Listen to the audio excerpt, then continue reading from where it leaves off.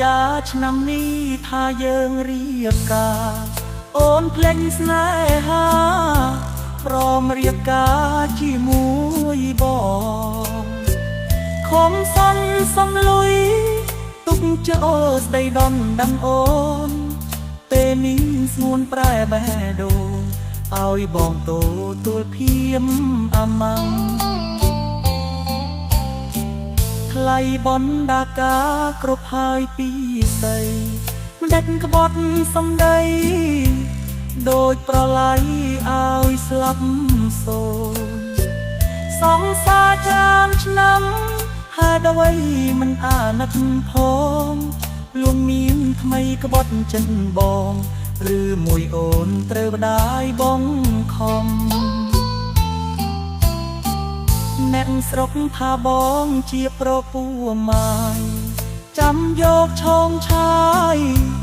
គេពេលបនជ្រីបងរាល់ថ្ងៃដំនឹងមិនល្អ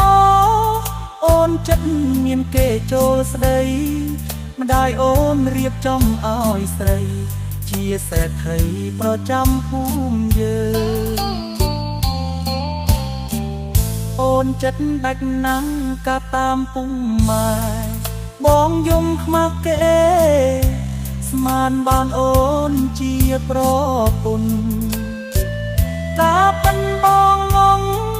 មិនបានត្រៀមចិត្តទុំមុនស្រឡាញ់អូនដល់ភ្លេចខ្លួនឲ្យមានស្ងួនរៀបការចាលបា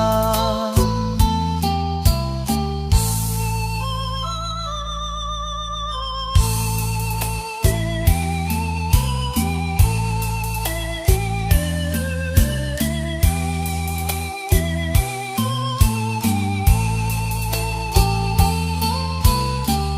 អូនចិត្តដាច់ណាំងកាតាមពុំម៉ែ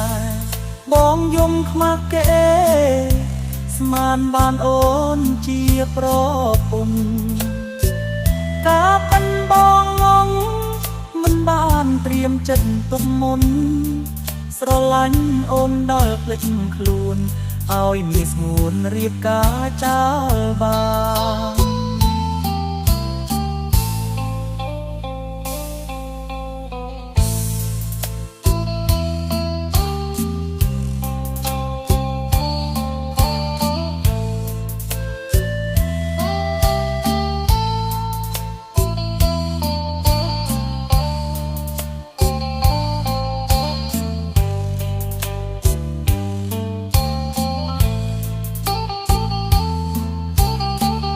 អ្នកស្រុកថាបងជាប្រពូម៉ាយ